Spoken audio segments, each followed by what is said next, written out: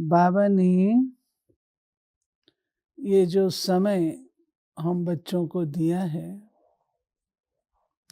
ये समय बाबा ने हमें रिहर्सल के लिए दिया है कि हमें अपनी रिहर्सल करके तैयार हो जाना है, क्योंकि आगे का समय और ही बदला हुआ होगा। जब लोग कहते थे समय बदलेगा, तो हमने कभी सोचा नहीं था कि इस प्रकार का समय बदलेगा कि जो हम लोग बिल्कुल बाहर नहीं जा सकेंगे। वैसे तो बाबा ने ये बात बताई हुई है। अगर आप मुरलियों का अध्ययन करेंगे तो उसमें ये स्पष्ट है। बाबा ने कहा कि आगे चलकर ऐसा वक्त आएगा जो आप घर से बाहर नहीं निकल सकेंगे, खिड़की नहीं खोल सकेंगे। यानी जरूर बाबा ने इतना पूर्व, और वो बात कही है बाबा ने कितने साल पहले। तो बाबा के जो ब्राह्मण बच्चे हैं, उनको तो शिव बाबा ने इतनी पढ़ाई हुई है, जो उसमें जितना दिन रात लगे रहें उतना ही कम है। बाबा ने ये भी कहा हुआ, आगे चलकर के बच्चे तुम अपने लिए समय नहीं निकाल पाएंगे, तुम्हारा वो समय भी सेवा में ही जाएगा, अपने लिए वक्त नहीं होगा। अपने लिए वक्त है तो हमारा अभी है, इसके बाद होने वाला नहीं है। क्योंकि कॉम्प्लेक्सिटीज, कंफ्यूजन्स, क्राइसिस, केओस बढ़ने वाले हैं और इनको हम रोक नहीं पाएंगे। अब ऐसी हालत में हमको क्या करना है? ये सब कुछ होगा।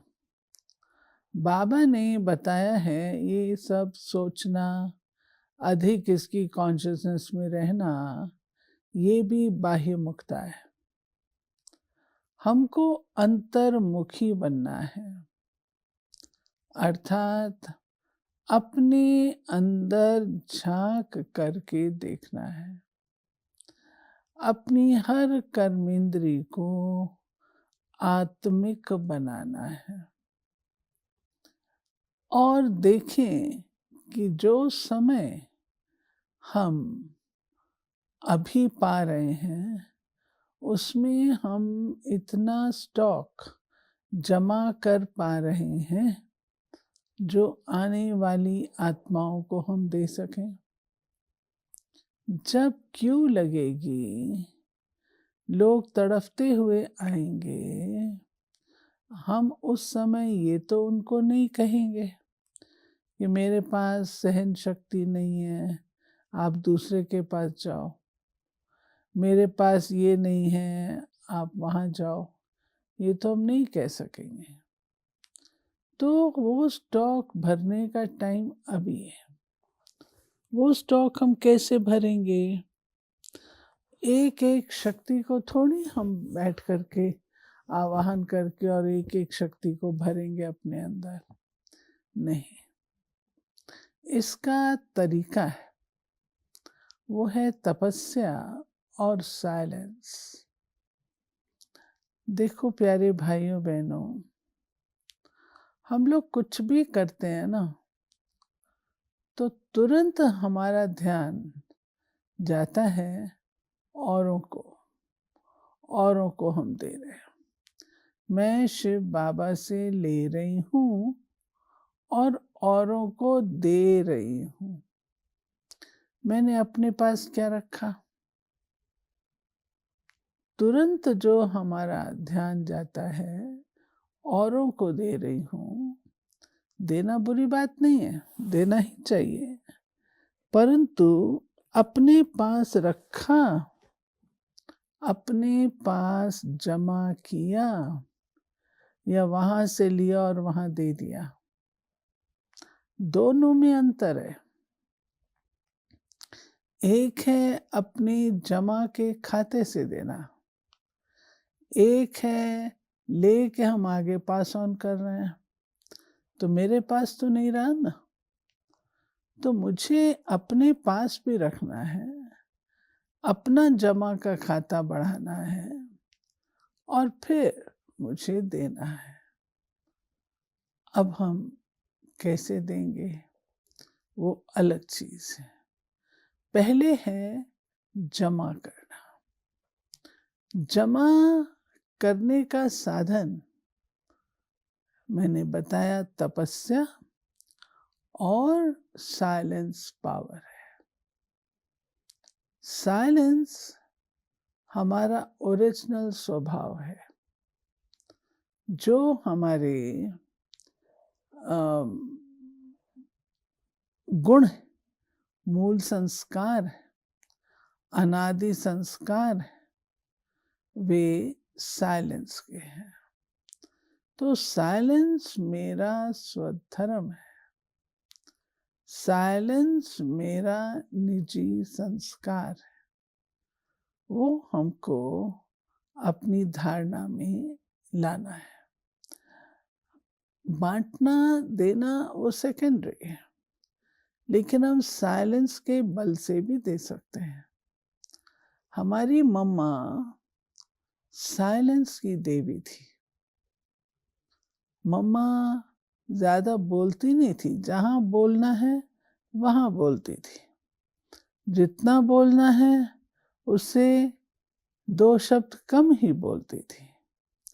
लेकिन मम्मा की जो वाणी थी वो बहुत क्रिस्प थी, बहुत एसेंसफुल थी, सार युक्त थी।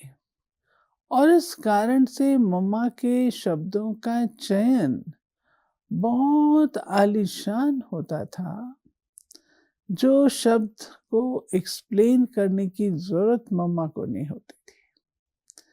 ये तब होता है जब मन अंदर से साइलेंस में है, तब एग्जैक्ट रतन चुक सकता है, आगे दे सकता है।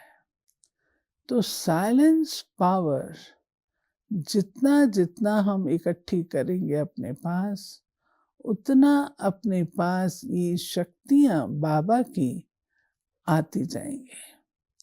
जब हम शिव बाबा की महिमा करते हैं तो हम क्या कहते हैं? शिव बाबा सर्वशक्तिवान है, वर्ल्ड ऑलमाइटी अथॉरिटी है। कभी हम कहते हैं कि शिव बाबा समाने की शक्ति वाला है, सहन शक्ति वाला है, विस्तार को संकीर्ण करने की शक्ति वाला है? नहीं, ये सब डिटेल है, ये सब डिटेल है।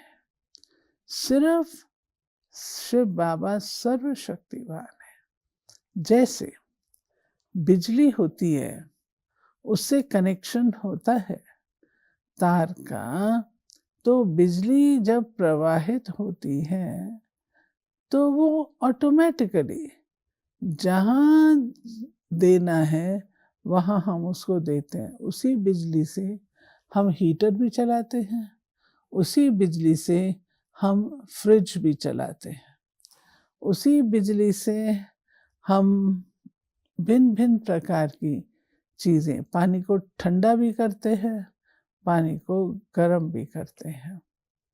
है बिजली कॉमन। ऐसे ही शिव बाबा को जब हम याद करते हैं तो शिव बाबा की सर्वशक्तियाँ, परंतु वो शक्ति किस समय कहाँ देने की है वो ऑटोमेटिकली बाबा वहाँ प्रवाहित कर देता है। हर शक्ति के लिए गुणों की ज़रूरत है, मानो समाने की शक्ति है, तो उसके लिए कौन से गुण की ज़रूरत है? आप लोग सोचना, इस पे वर्कशॉप करना।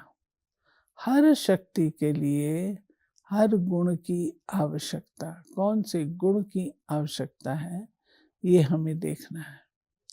वो गुण उस शक्ति के विकास में सहयोग देता है। दूसरा है तपस्या, जिसको आप कहते हैं ज्वालामुखी योग। अब सच्चाई की बात तो ये है, ज्वालामुखी योग और कुछ नहीं, परंतु एकाग्र होकर अव्यभिचारी रूप से प्यारे बाबा को सर्व संबंधों से याद करना, ये है बाबा को ज्वालामुखी रूप से याद करना। ये स्थिति हमारी बिंदु स्थिति होती है। बिंदु स्थिति, मैं बिंदु, बाबा बिंदु। आज सवेरे बाबा ने जो कमेंट्री कराई, उसमें यही था, स्वयं को बिंदु समझो और अन्य से न्यारा समझो। बिंदु समझकर शरीर से न्यारा, बिल्कुल न्यारा, शरीर के वाइब्रेशन से भी न्यारा, शरीर के संस्कारों के वाइब्रेशन से भी न्यारा। बिंदु शुद्ध आत्मा, निराकारी, निर्विकारी और निरअहंकारी। आप सोचो, ये हमारा ओरिजिनल शक्तिशाली स्वरूप है, अति शुद्ध, अति पवित्र है। इस स्वरूप में मुझे बैठना है अपने प्यारे बाबा के पास। और जब हम बाबा के पास होते हैं, तो बाबा के जो वाइब्रेशन है, वो हम आत्माओं को मिलते हैं। बाबा किरणें दे रहा है, ये सब ठीक है, लेकिन कहा गया है परमात्मा का सालोक्य, परमात्मा का सामीप्य, परमात्मा का सानिध्य, ये तीनों चीजें हमें इस अवस्था में उपलब्ध होती हैं। सामीप्य, परमात्मा के पास होते हैं। सालोक्य, उनके उस जहान परम धाम में होते हैं। सानिध्य, उनकी कंपनी में होते हैं। अब ये तो रहता है, बिंदु स्थिति माना ये सब स्थिति। इसको ज्वाला क्यों कहा? इस स्थिति को ज्वालामुखी क्यों कहा? क्योंकि इस स्थिति में स्थित होने से हमारे अन्य जो वाइब्रेशंस हैं, आजकल मैं वाइब्रेशंस को अधिक महत्व मानती हूँ। वाइब्रेशंस, ये सारी दुनिया वाइब्रेशंस की है। मुझसे कैसे वाइब्रेशंस आते हैं?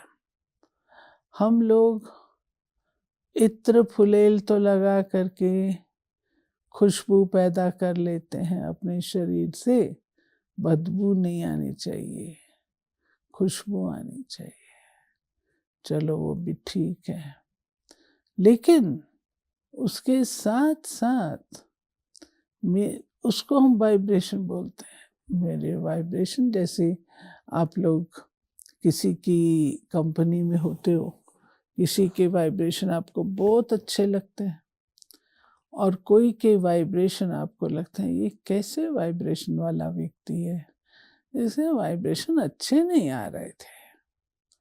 क्यों? वो मिक्सचर आदमी, मिक्सचर। कोई आपका दोस्त हो, दोस्ती वाला हो, लेकिन कोई बात ऐसी कर दे जिसको आपको लगे ये ना सच्चा आदमी नहीं है। आप कैसे पहचानते हो? उसने किया तो कुछ नहीं, बोला कुछ नहीं, लेकिन आपको उसके हाव भाव से पता लगता है कि सच्चा व्यक्ति नहीं है। ऐसे जब हम बाबा की याद में होते हैं तो हमारे वाइब्रेशन बिल्कुल दूसरे होते हैं। किसी से एक बार मैं एक परिवार के बीच बैठी थी, तो मैंने उनसे सवाल किया। मैंने कहा आपको उनकी दादी माँ ज्ञान में चलती थी, किसी की दादी थी, किसी की नानी थी। तो मैंने सवाल किया आपको दादी माँ से क्या वाइब्रेशन आते हैं? हर एक ने अपना अपना बोला। एक छोटा सा बच्चा था, शायद वो 6 साल का होगा या 5 साल का, कहता है मुझे अपनी दादी माँ से बहुत शक्ति मिलती है। मैं सुनकर हैरान हो गई। ये बच्चा 5-6 साल का, जिसको ये भी नहीं पता शक्ति होती क्या है। मैंने उससे पूछा तो वो बेचारा अपनी भाषा में बताने की कोशिश कर रहा था, मुझे बहुत शक्ति मिलती है। अगर वो छोटा सा बच्चा अनुभव कर सकता है, तो हम लोग जो आपस में हैं एक दूसरे के वाइब्रेशन कैच तो करते हैं ना। कौन व्यक्ति आपके साथ कैसे बोल रहा है, कैसे व्यवहार में आ रहा है। तो हमें ज्वालामुखी माना मुझे अपनी वाइब्रेशंस शक्तिशाली बनाने हैं। मुझे अपने वाइब्रेशंस बहुत शांत स्वरूप वाले बनाने हैं। मुझे अपने वाइब्रेशन बहुत अच्छी क्वालिटी के बनाने हैं, बहुत अच्छी क्वालिटी के शक्तिशाली बनाने। शक्तिशाली वाइब्रेशंस बनाने के लिए मुझे क्या करना होगा? ये शक्तिशाली वाइब्रेशन से ही हमारे जो विकर्म हैं, जो पाप कर्म हैं, वो खत्म होते हैं। कैसे खत्म होते? कोई आग थोड़ी जगती है। ज्वालामुखी माना ये नहीं कि उसमें आग जगती है। कोई आग वाग नहीं जगती है, कोई अग्नि जैसा नहीं होता, लेकिन शक्तिशाली होता है। जितना जितना हम अपने जीवन में अच्छे इस प्रकार के गुणों को विकसित करते जाते हैं, उतने उतने जो बाकी प्रकार के वाइब्रेशन हैं, जिसको हम कहें अपवित्र, अधर्म के, जो अप्रिय हैं, वो वाइब्रेशन हमारे खत्म होते हैं। जिस रीति से हम बाल्टी में पानी चाहते हैं कि साफ पानी हो, तो मिसाल देते हैं ना, साफ पानी, या तो आप पूरा का पूरा पानी बाल्टी से निकाल दो, वो तो हम कर नहीं पाते। दूसरा तरीका होता है, गंदा पानी है तो साफ पानी के नीचे रख दो, साफ पानी के नलके के नीचे रख दो बाल्टी, तो साफ भरता जाएगा, गंदा निकलता जाएगा। ये लॉ है। साफ डालेंगे तो साफ नहीं निकलेगा, गंदा निकलेगा।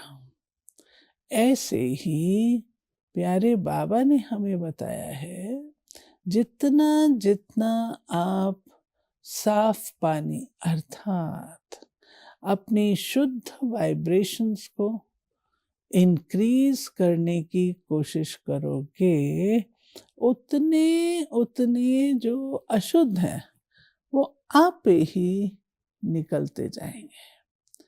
हम किसी विकर्म को खत्म यूं नहीं करते हैं, सुकर्म से उसको भरपूर करते हैं।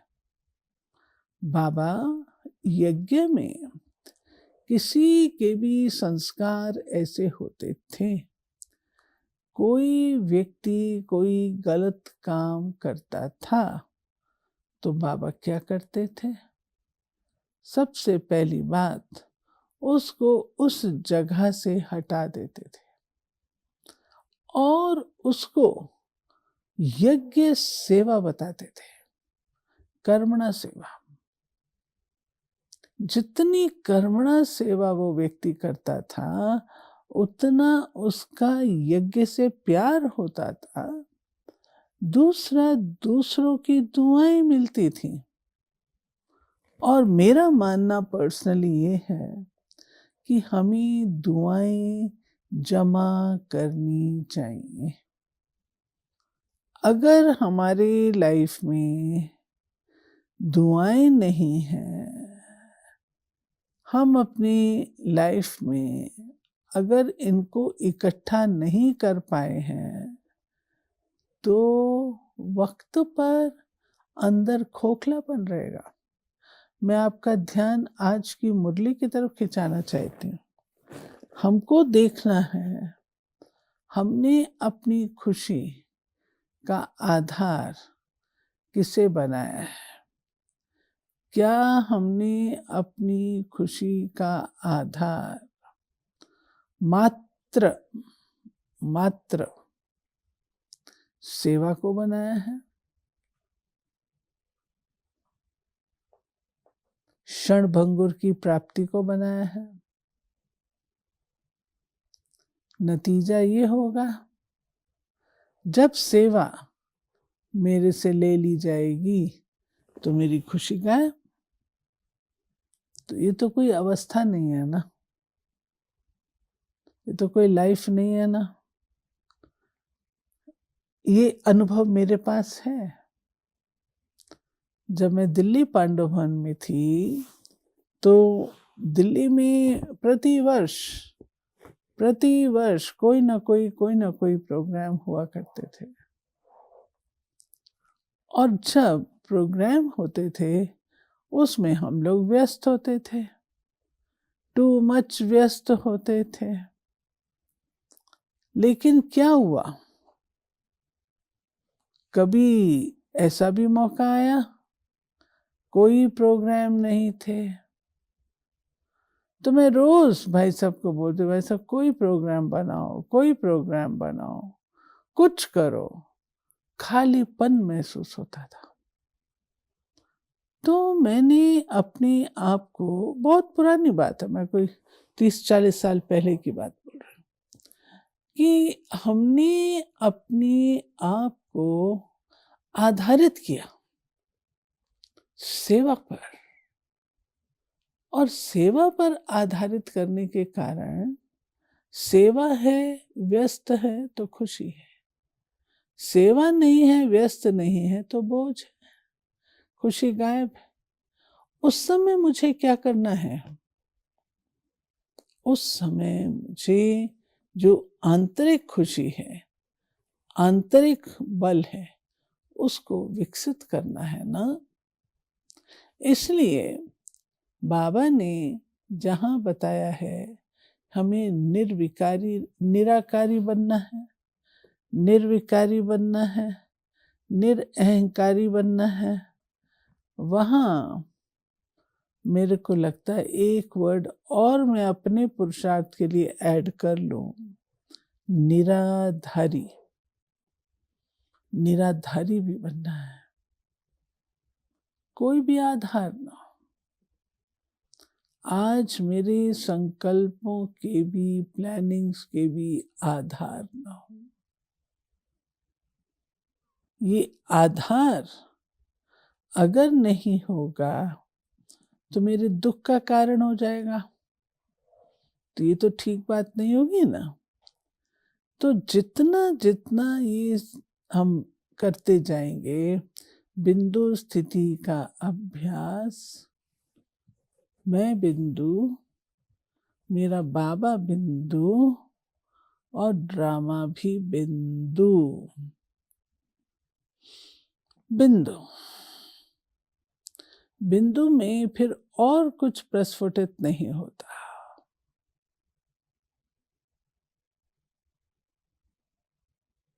बिंदु माना शक्ति, बिंदु माना फुल स्टॉप, बिंदु माना प्रगति, बिंदु माना टोटल फिनिश। मैं बिंदु, मेरा बाबा बिंदु, मेरा ड्रामा भी बिंदु। ड्रामा को भी स्टॉप। अब ज्वालामुखी स्टेज बनेगी कैसे? इधर मैं बिंदु का अभ्यास करूं और उधर मेरे में आदत ना हो साखी दृष्टा होकर के सबके पाठ को देखने की, हर किसी के पाठ के लिए कोई ना कोई कमेंट मेरे पास रेडी हो। साखी दृष्टा हुई मैं। बिंदु भी तब बनूंगी जब ये साक्षी दृष्टा होगा। क्यों बाबा कहता है 3 बिंदुओं का तिलक? मैं आत्मा बिंदु, बाबा बिंदु मेरा साथी, ये बात समझ में आती है। लेकिन ड्रामा बिंदु ये भी तो उतना ही इम्पोर्टेंट है ना। ड्रामा भी बिंदु। अगर औरों का पाठ देख करके हलचल होती है या संकल्प उठता है तो उसका अर्थ मैं बिंदु नहीं हूं। तीसरा बिंदु मेरा नहीं लग रहा है और इसमें मेहनत होती है। ये बिंदु लगाने में ज्यादा मेहनत है क्योंकि साकार में होते हैं, साकार में एक दूसरे को देखते हैं। ये अभ्यास चाहिए। और दूसरा, आप कितना ही बोलो मैं ज्वालामुखी योग में बैठती हूँ, लेकिन सारा दिन मैं स्वयं ज्वाला स्वरूप नहीं हूँ। ज्वाला स्वरूप अर्थात मैं आत्म स्थिति में नहीं हूँ। आत्म स्थिति में नहीं हूँ तो क्या बिंदु स्थिति हो सकेगी? योग में बैठूंगी बिंदु स्थिति हो सकेगी? सारा दिन मैं बाह्य मुक्ता, बाह्य दुनिया की बातें करूं और लास्ट में मैं कहूँ जी मैं तो ज्वालामुखी योग में बैठती हूँ। ये कभी नहीं होता, कभी नहीं होता। गुलजार दादी ने हम लोगों को बार बार कहा है, ये अभ्यास आप सबका बहुत कम है। बाबा ने जो अभ्यास कराया था, मैं आत्मा हूँ, मैं आत्मा हूँ, मैं आत्मा हूँ, आप लोगों का अभ्यास दादी कहते बहुत कम है। इतनी आत्मिक स्थिति में हम सब कहाँ रहते हैं? कहाँ रहते हैं? वो आत्मिक स्थिति हमारी होनी ही चाहिए।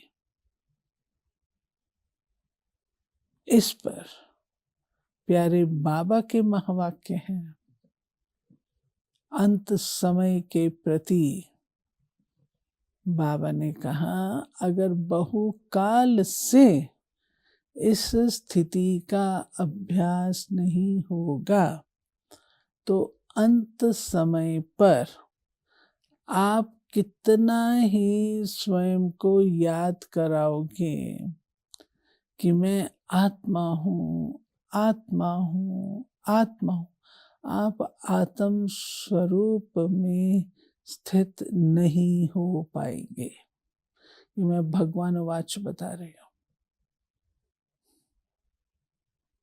ये हमारी जिंदगी का हिस्सा होना चाहिए। मैं मालिक हूं और इस देह के द्वारा सारे कर्म कर रहे हूं। बड़ी गुह्य गति है। बालक और मालिक, राजा और प्रजा,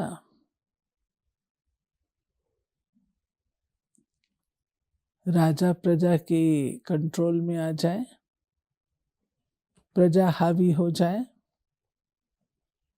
राजा कैसा हो? कर्म इंद्रियां कहना ना माने, राजा माना रूलिंग पावर, और रूलिंग पावर है ही नहीं। तो बाबा ने कहा कुछ नहीं कर सकता, कुछ नहीं कर सकता। इसलिए हमें अपनी डेली लाइफ में ये जो फर्स्ट लेसन है, ये अभ्यास पक्का करना है। दूसरी बात, ज्वालामुखी के लिए अपने लक्ष्य और मंजिल की स्मृति। हम में से कितनों को याद रहता है कि हमने संपूर्ण बनना है? मेरा संपूर्ण स्वरूप क्या है? कितनों को याद रहता है? लक्ष्मी नारायण छोड़ दो, चलो मैंने देवी देवता बनना है, कितनों को याद है?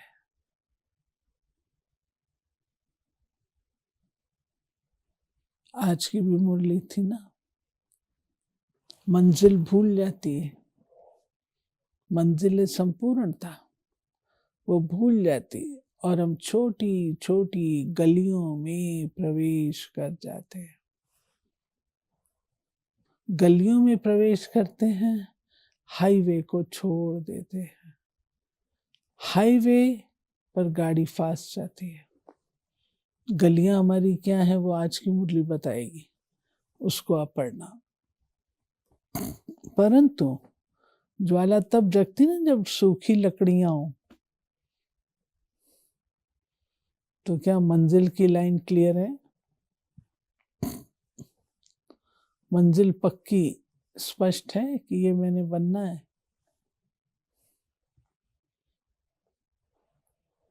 तीसरी बात, मैंने कोई के भी संस्कार इंपोर्ट नहीं करने हैं। जिसको बाबा ने कहा संग का रंग,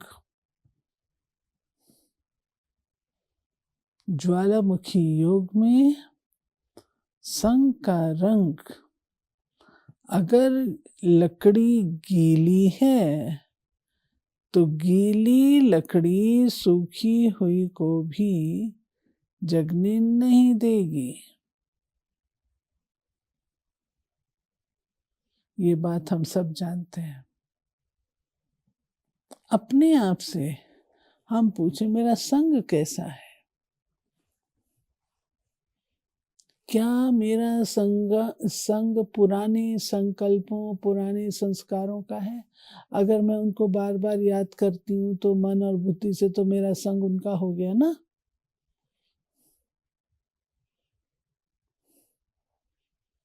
संग किसका है? जिसके लिए 3 शब्द मैंने यूज किए थे, सामीप्य, सालोक्य और सानिध्य। अभी तो हमको मनुष्य आत्मा का संग वो दिखना ही नहीं चाहिए। किसका संग करना है?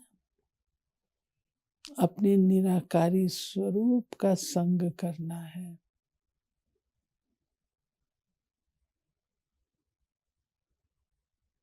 निर्विकारी, निरहंकारी, निराधारी, निर्विकल्प, निर्मल, इस अवस्था का संग करना है।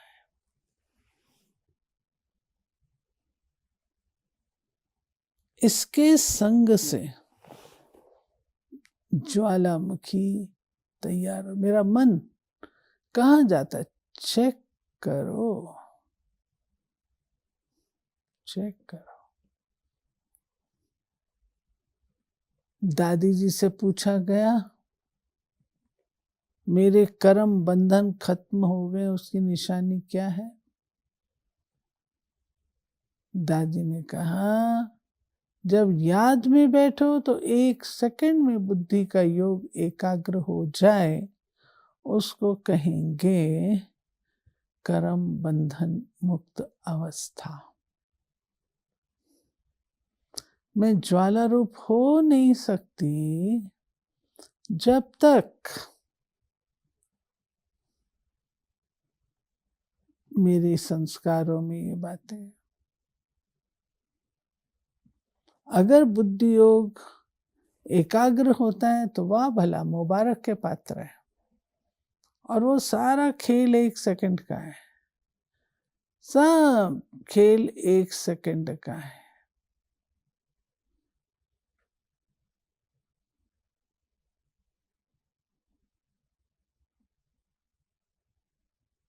चेक करें, 1 सेकंड का खेल।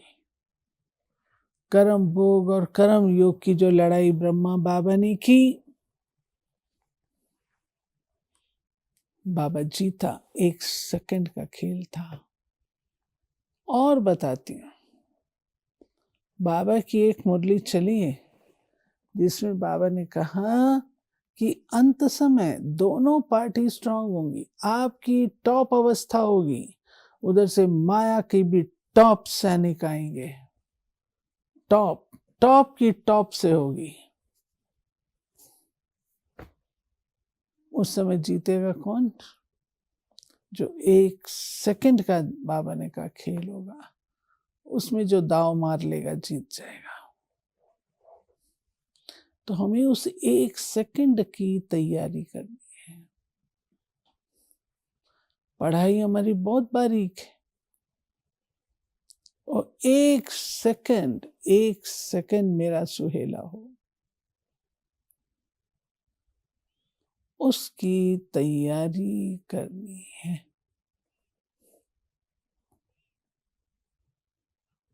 ज्वालामुखी योग तो हम इसको कहते हैं, जहां बिल्कुल बिल्कुल बिल्कुल कोई गीलापन ना हो, कोई कंप्लेन ना हो। स्विच ऑन किया, उजाला हुआ। स्विच ऑफ किया, खत्म।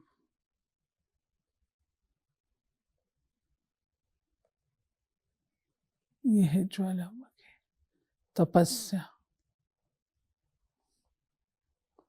अपने प्लस के खाते को बढ़ाओ। आजकल एक और बात मैं रियलाइजेशन में लेती हूँ और भाई बहनों से शेयर भी करती हूँ कि हमें अब अपनी कमी और कमजोरी की कॉन्शियसनेस को छोड़ देना चाहिए। कब तक हम उसको पकड़ के बैठेंगे? मेरी ये कमजोरी है, मेरी ये बात है, मेरा ये है, कब तक पकड़ के बैठेंगे? नहीं।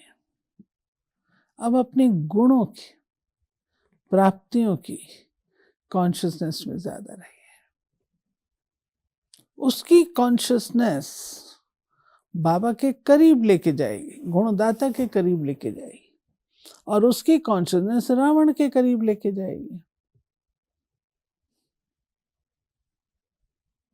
जितना हम प्राप्तियों की कॉन्शियसनेस में रहेंगे उतने बाबा के समीप हो सकेंगे। और जितने हम दूर रहेंगे उस कॉन्शियसनेस से उतनी मेहनत करनी पड़ेगी। इसलिए 3 बिंदी का तिलक, प्राप्तियों की कॉन्शियसनेस, गुणों की कॉन्शियसनेस और 1 सेकंड की तैयारी के लिए अपने आप को शक्तिशाली ने बनाना है। जब मेरा स्वरूप बदला हुआ होगा ये विकर्म आप ही नाश हो जाएंगे। पुण्य कर्म करो। पुण्य कर्म क्या है? ब्राह्मणों को दान नहीं दिया जाता लेकिन पुण्य कर सकते हैं। कोई हिम्मतहीन है उसको हिम्मत दीजिए, कोई ना उम्मीद है उसे उम्मीद दीजिए, किसी में उमंग उत्साह नहीं है उसके अंदर उमंग उत्साह भरिए,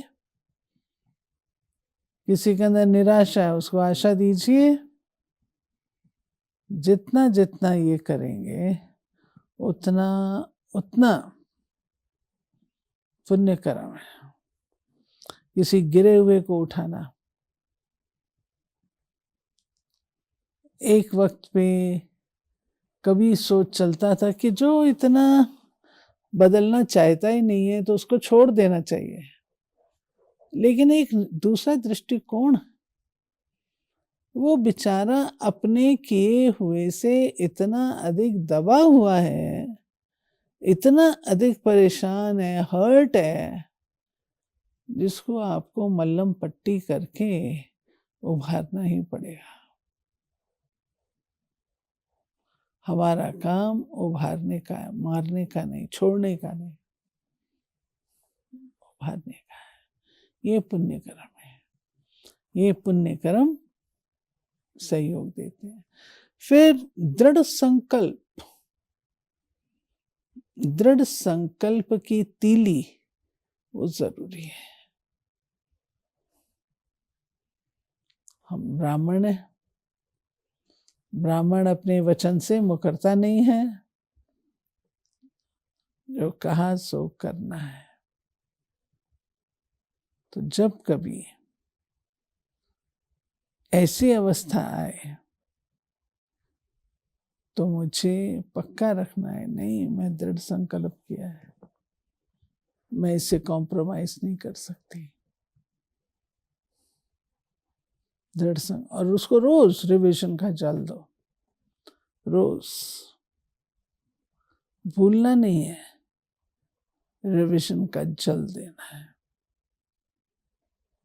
ठीक है। अपना जीवन ही ज्ञान और योग है, त्याग और तपस्या ही अपना जीवन है। इससे ही अपने जीवन को धन्य धन्य बनाना है। ओम शांति। 1 मिनट प्यारे बाबा की याद में बैठते हैं, फिनिश करेंगे।